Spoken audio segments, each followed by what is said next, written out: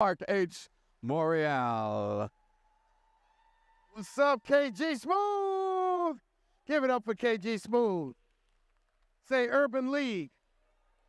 Urban League. Say Urban League fights. Urban League fights.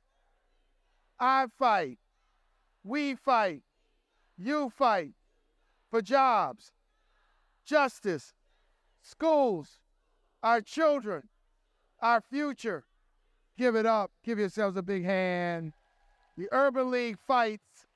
First of all, ladies and gentlemen, welcome to the Urban League Fights for You rally for civil rights, gun safety, and women's rights.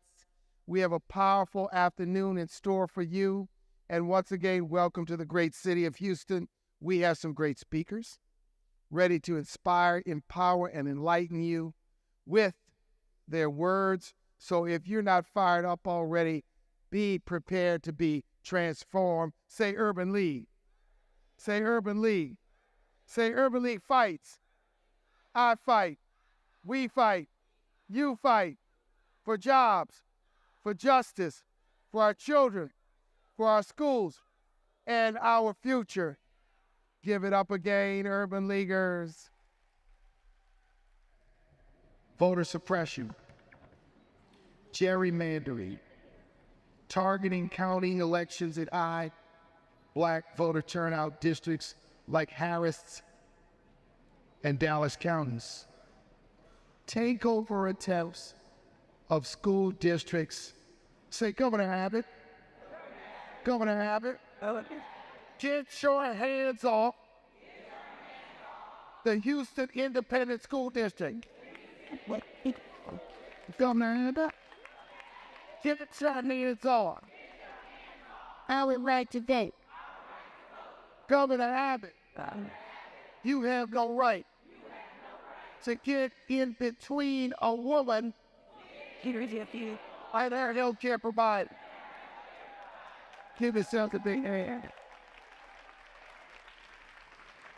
Now, Houston, on the other hand, with leaders like Sylvester Turner, Sheila Jackson Lee, Rodney Ellis, and Al Green, is on the front lines here in Texas in the fight to preserve civil rights and advance social justice, to ensure that our power is protected in schools, at our jobs, and in our communities.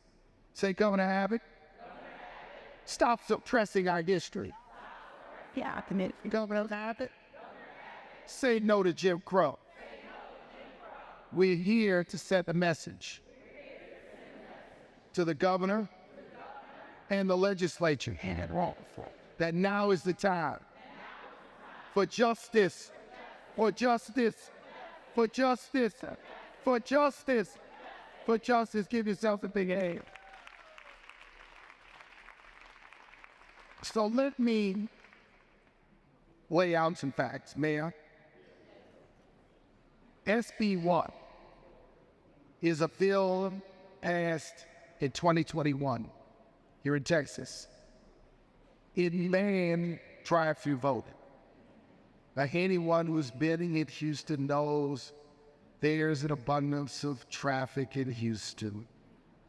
And drive-through voting was a very intelligent effort to make voting more convenient, to make voting more available, and voting more accessible.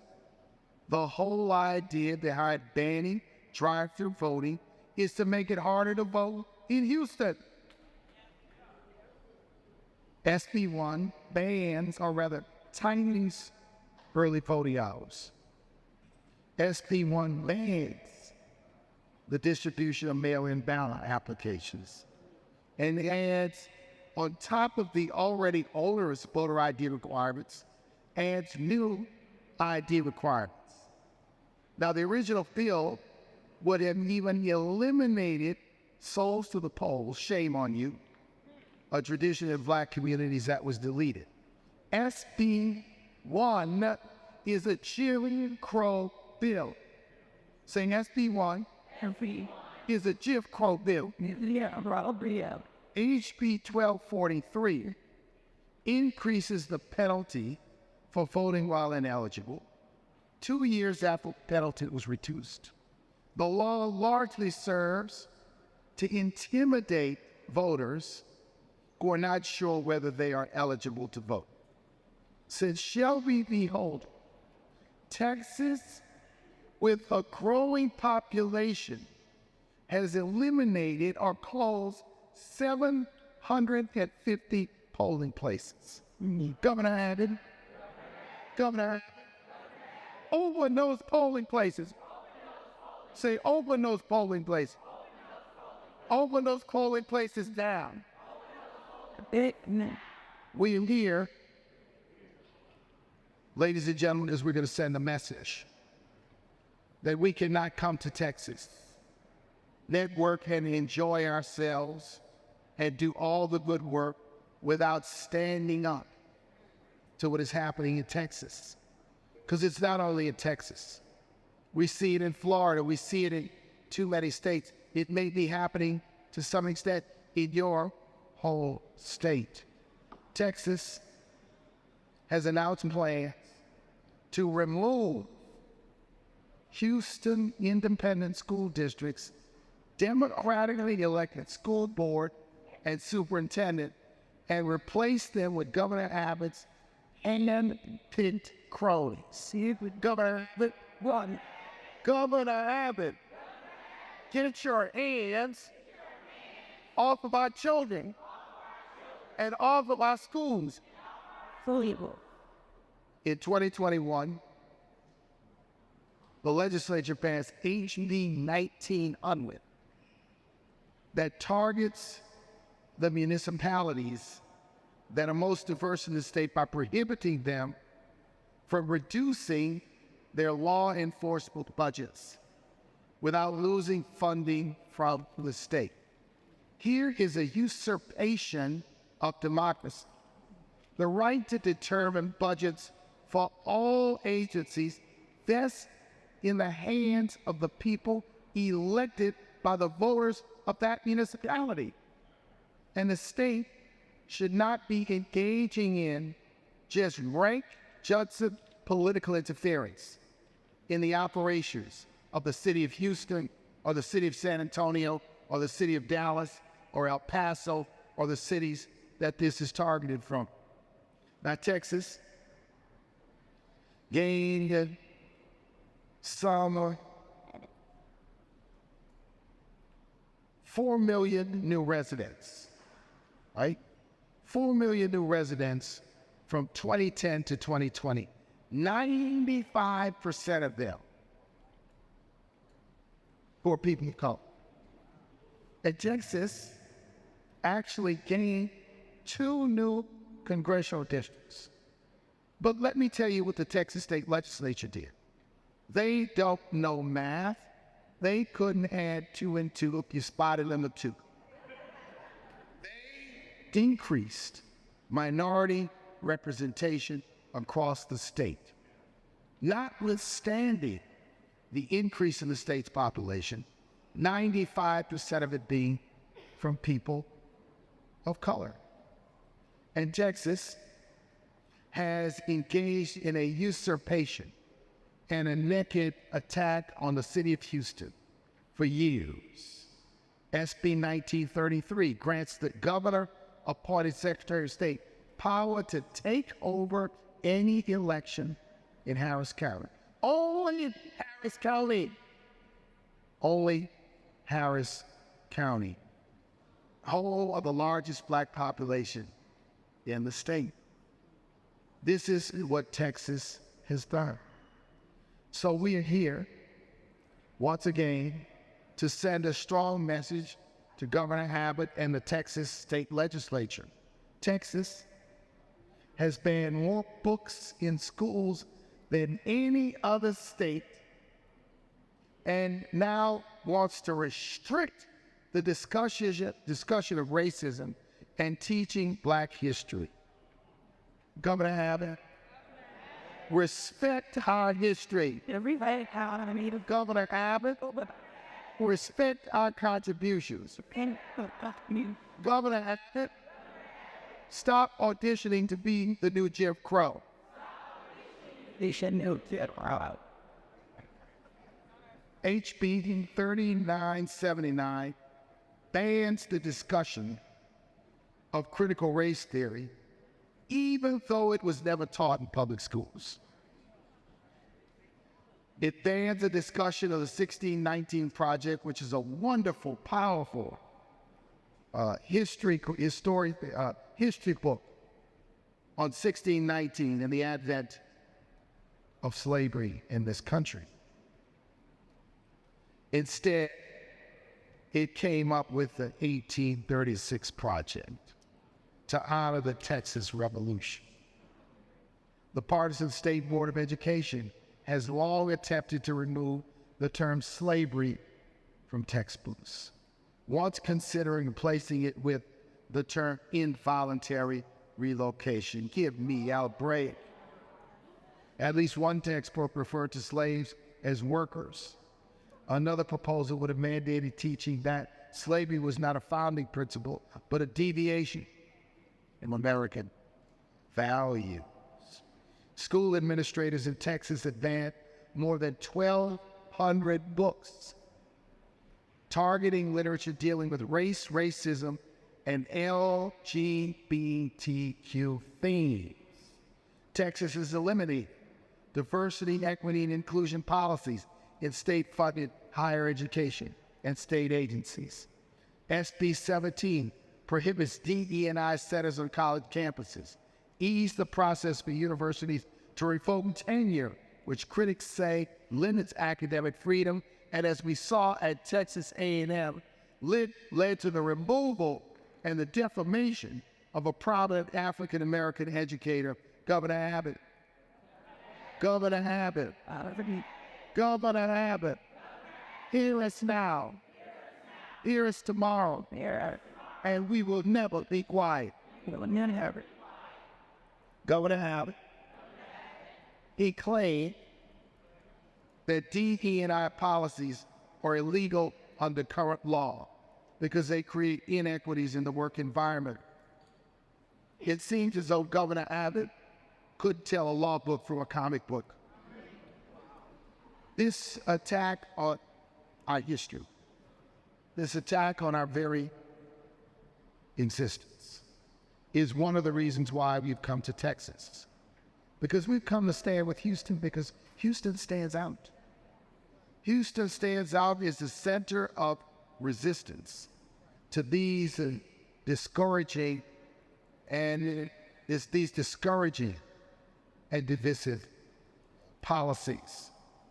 It is troubling because this is contagious, and other states will embrace and promote these kinds of policies. So urban leaders throughout this conference, and tomorrow we will issue a call to action. And that call to action is we have got to stand up.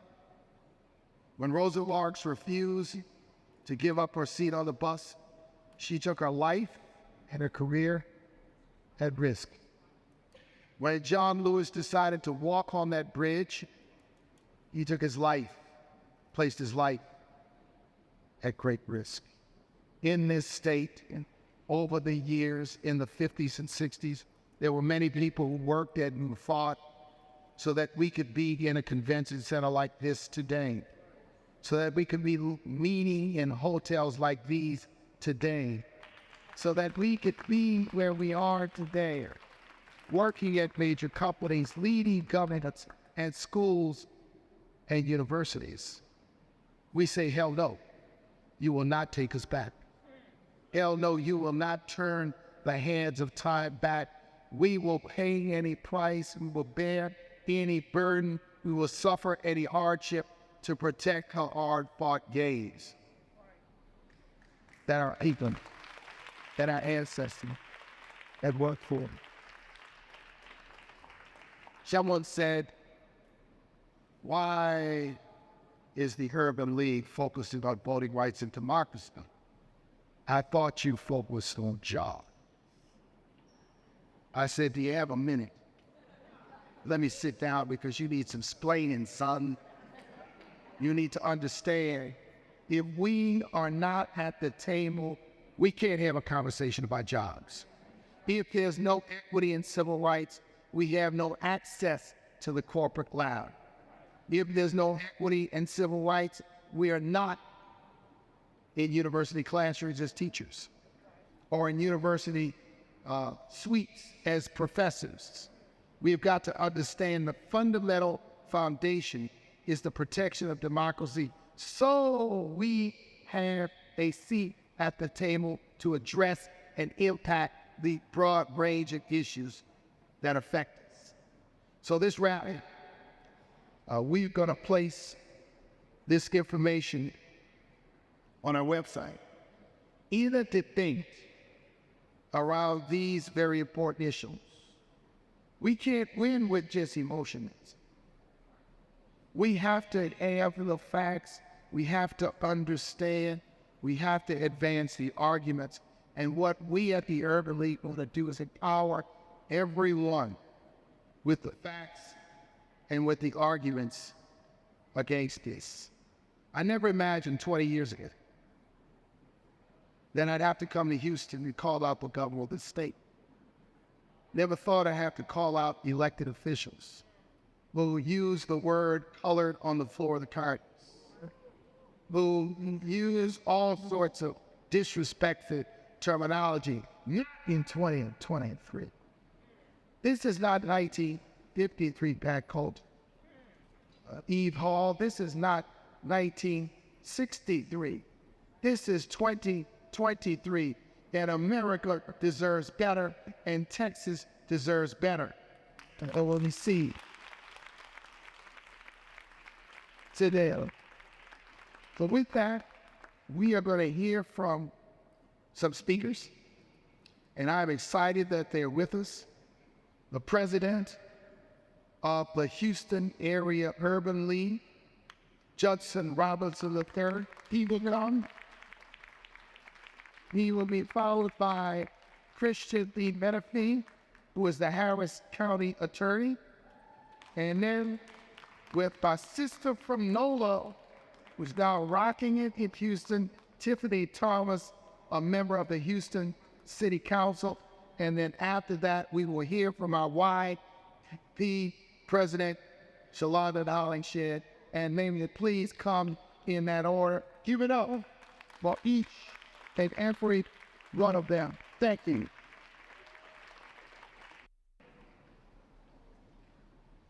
That means I'm at that. Greetings, Urban Leaguers. The Urban League? Fights for you. I love them so. The Urban League fights for you. I'm so pleased that you are in our great city. I'm so pleased that you are a city of warriors, a city of leaders. I've heard the great name of Miss Tiffany Thomas mentioned, a former Urban League young professional, a former Urban League national young professional, and President Lola of Houston. Another name that may be mentioned today is Mr. Ray Shackelford. Many of you knew Ray Shackelford, who's also an Urban League young professional and was representing Houston as the Urban League Young Professional National President. Young Ray is fighting the fight on behalf of the Houston Area Urban League against Senate Bill 1.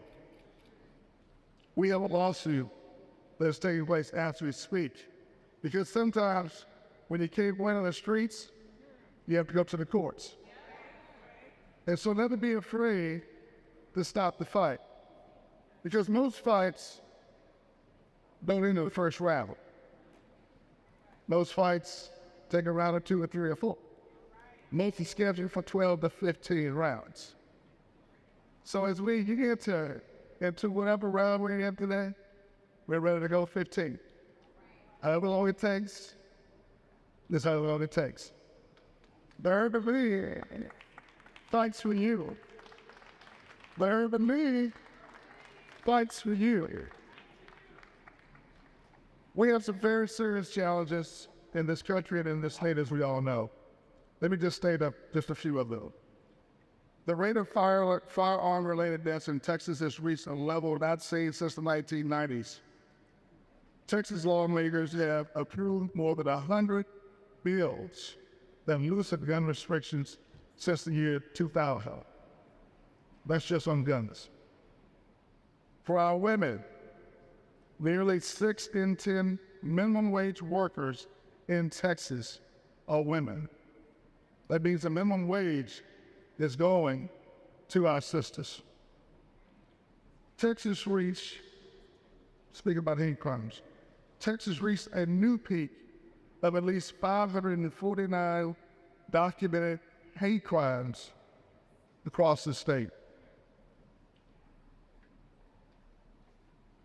The time is now to discuss civil rights in Texas. I said the time is now to discuss civil rights in Texas. You see, civil rights form the foundation of a just and inclusive society. Houston is a diverse city. It is actually the most diverse city in the country. It is rich with a tapestry of cultures and identities. Embracing this diversity is not only a moral imperative, but an economic advantage. It's not only an oral imperative, but it's an economic advantage. As we continue this conference and beyond, let us ensure that every Houstonian, Texan, and American is treated with fairness and respect. Fairness and respect, regardless of their background or their beliefs. By addressing discriminatory practices and promoting equal opportunities, we can foster a city where everyone can flourish. However, as we discuss civil rights, we must also confront the issues of violence that plague our communities.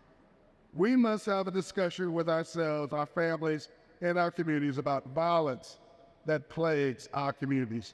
We cannot push this issue beyond our own household. We must advocate for common sense gun reform that we understand. We have to protect the rights of responsible guns. We understand that. But we must also ensure the safety of our neighborhoods. A delicate balance, one that requires education and discussion with our young people. Engage with them to help them understand how to work through their problems. Implementing stricter background checks, however, and investing in community-based violence prevention programs is a must. It is a vital, and it's required to take the steps necessary to reduce gun violence in our communities, especially here in Houston. Moreover, women's rights remain an essential aspect of our fight for equality. Houston should lead the way in empowering women and breaking down barriers that impede their progress. I said, Houston should lead the way to break down the barriers that impede our women's right to be diagnosed. Let us work to close the gender pay gap and provide support systems that enable women to thrive in the workplace and in society. Through our local workforce development training programs, we pride ourselves in training men and women to become prepared for jobs that allow them to take care of themselves and their entire families. As we endeavor to build a more equitable Houston, economic justice must be at the forefront of our communities. Income inequality is a pressing concern that affects many of our fellow citizens. By investing in education and workforce development, we can create pathways to better job opportunities and reduce economic disparities. We must also support our small businesses, which are at the backbone of our local economy, by providing resources and a nurturing environment to help them grow. This is all based upon good policy. And all good policy comes out of good voting. As we work through these tough issues during this conference and beyond, I must take a moment to highlight the importance of ensuring voting rights across this country, enabling them to advocate for themselves. Voters matter. That's one right that we all have. But your right to vote begins with you. Let me again say that. Your right to vote begins with you. You have to become fierce advocates of protecting that right. Voting is not ours. It's a matter of fundamental rights and ensuring that every eligible citizen has an equal opportunity to cast their ballot.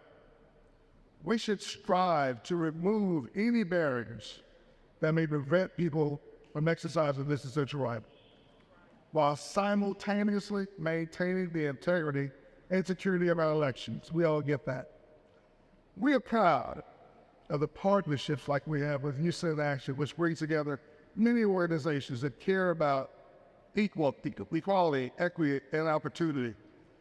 We are proud that we have these collaborations that will help to ensure that when we all work together and fight together, we stand a much better chance of seeing things happen the way that things ought to happen. Not just here local, but nationally as well. We must come together. We must coalesce. We must build partnerships between non-traditional partners, because when we work together, we are so much stronger than our opposition. But we have to reduce the barriers to those relationships. I encourage you, brothers and sisters, that in this conference we begin to structure a new dynamic that will allow people to see the good that we all have in each other, when we all come together to work for the common good, when we put our bygones aside and we work to ensure that the future generations of our economy, the future generations of our community, are the future generations of the world that lead with dignity and distinction. We vote. I been called for the many fights for you. Thank you.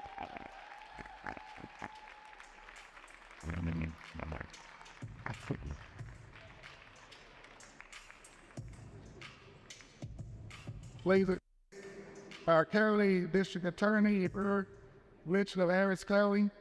Well, this is the man that's in the courts. We talked about the courts. He's fighting on our behalf. Let's hear it. Richard Minton.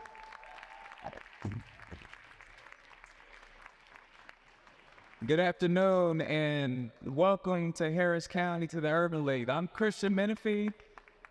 I'm the county attorney for Harris County, which is basically the county's lawyer. And when I got elected at the age of 32, I was the youngest person and the first African-American to serve with Kamala.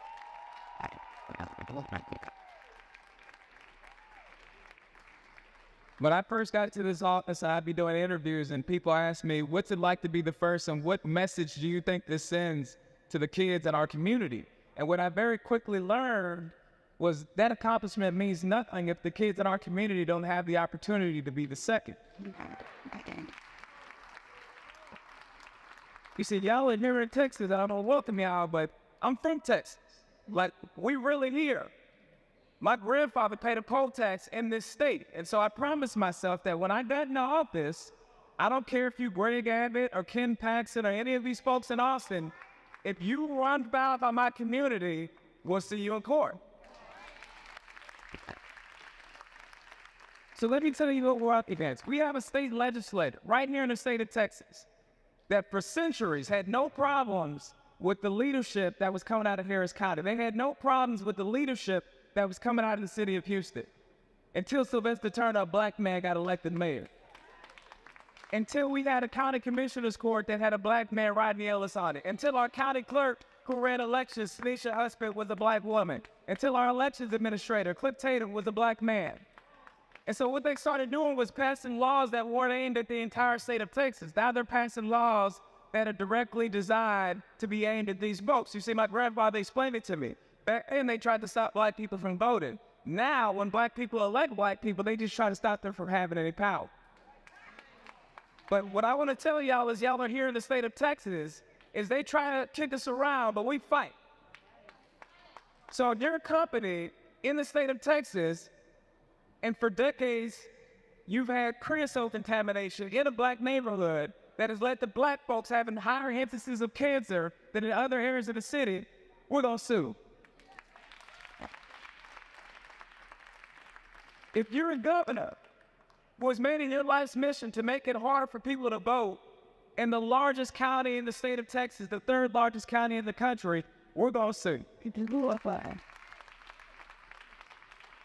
If you're a legislator that worked hard to end service to the polls, if you're a legislator that is passing laws to try to weaken and undermine African-American elected officials, if you're a legislator that required folks like State Representative Ron Reynolds to break quorum just to keep you from passing these laws, if you're a legislator that admitted on the floor that you were passing these restrictive laws to keep, quote, the purity of the ballot box, we're gonna sue.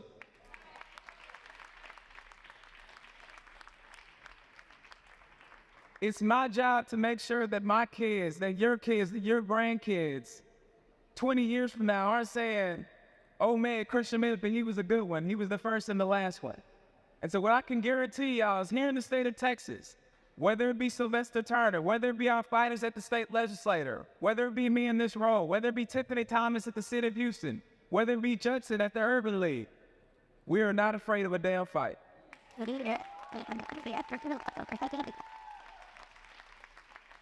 We went through a period in this country where we were protesting. We went through a period in this country where we were walking the streets.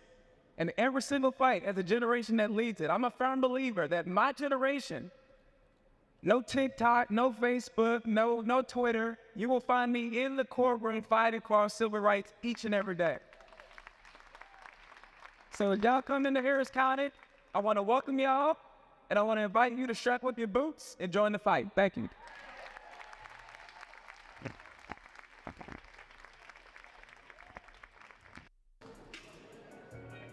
Now, you know behind that, put your hands together to our Harris County Attorney, Christian Menefee.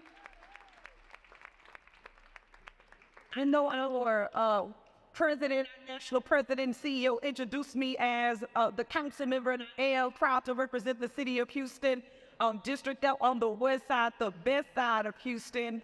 But I want to come to you and share my remarks as an urban leader. Is that all right? Is that all right? All right, what's the urban league? Oh, I'm my people, I'm with my people. Oh, nearly 20 years ago, I walked into 1301 Texas. That's the Houston Area Urban League building, and my life changed forever.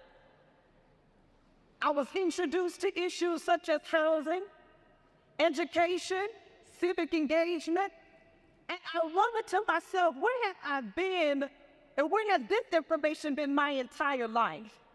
The Urban League produced me. So when we talk about empowering communities and changing lives, I am an example of what this network can do. And not just the political office, but in our communities day after day. Our wonderful county attorney shared some stats about we're not afraid to fight. But I want to empower us to have the tools we need in order to fight. The median age in the city of Houston is 35 years old. I'm going to say that one more time. The median age in the city of Houston is 35 years old. However, the average voting age in the city of Houston is 60 plus. It's 60 plus. During the last midterm cycle, 70% of those 30 and under failed to vote in the midterm in Texas. In Texas. So that's our responsibility. So I want to encourage you that while we're going to have some party without purpose, and maybe the Urban League know how to party. But the Urban League also offers you a front line to purpose. It offers you a front line to mission work. It offers you a front line to change. And I want to invite you to do that. We definitely have work to do. And as our CEO said, the Urban League, fighting for you. But I want you to fight for yourself. I want to call you higher to your rightful place this week. Throughout this week, you have a front row seat to power brokers, businessmen and women, thought leaders, community activists. And you get to ask the question, where do you find yourself in that work? You get to find yourself in that work right here in the city of Houston. In 1999, when the Urban League was last here, they approved the National Urban League Young Professionals. And someone had a vision. Someone envisioning young people. We're going to be able to carry the baton of the National Urban League, the nation's oldest leading nonprofit, providing direct services in our country. Someone hit a thought. But now it's time for us to take that thought and that vision and start making direct policy changes. And for former YP president, side note, award winning. Let me go on and do that. Let me do this. As a former YP chapter president, I can tell you distinctly the opportunities that I had to learn, I had to grow, and I was challenged on policy positions. The only reason why I'm able to confidently stand as a member of the Houston City Council in the fourth largest American city is because the Urban League made me. And the Urban League is not just making me, the Urban League can make me too. So more importantly, it's not just about the power in your voice, it's the power in our actions. And what you do in these next couple of days, this weekend, will ultimately make the difference, not just in our city and our county, but our state. I also want to call on YPers like me that have benefited from the National Urban League and our 5-point agenda. We have ascended to public office, we've ascended to private sector executive roles, but we're no longer ascending in the contribution of the agenda. I want to call you back home. I want to call you back home because now that you have the C-suite, you forgot about the game room. Now that you have the C-suite, you've forgotten about coming to City Hall and making your voice known. I want to call you back home. I want to call you back home when you remember the time when you sit into those offices, those meetings till 10 o'clock at night, planning and organizing. I want to call you back to that vision and to that energy because we need you. We can't depend on our elders, and I just returned from Africa yesterday, so y'all know I'm kind of fired up. And when you put your feet in the water while our ancestors walked to take their last bath, they didn't want to leave their continent, they wanted to come home. You have a responsibility because your ancestors lived through their transition in order for you to be here today. So while you're sitting in the workshop, while you're tweeting on TikTok will tweet. Okay, so while you're tweeting on Twitter, I want you to remember your purpose because your ancestors are calling you here. The Urban League is calling you here. And I want to join you in that fight. Not the Urban League.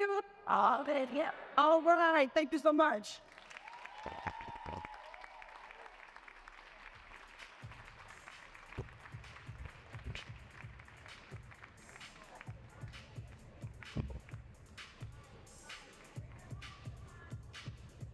Good afternoon, everyone.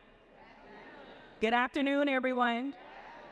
Awesome. So my name is Shalondon Hollenshed, and I serve as president of the National Urban League Young Professionals.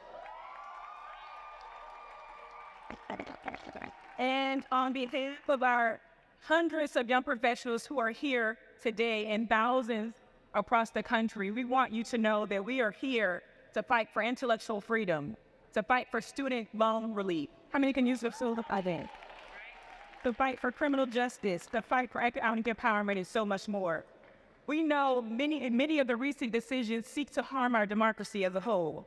While these efforts to remove fundamental rights and restrict freedoms are discouraging and even disheartening, I want you to know that young professionals across the country have made up in our minds that we will not give up. We know our response needs to include every facet of the civil rights and democracy communities, particularly those who represent constituencies that are traditionally and continually to be marginalized in our society.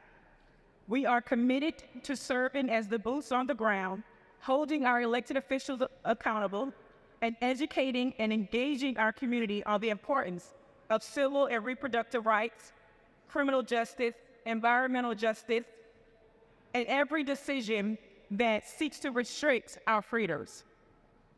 I believe that with the support of everyone in this room, we can once again see freedom and progress. Until then, in the words of Ella Baker, we who believe in freedom cannot rest until it comes. Thank you. Amen.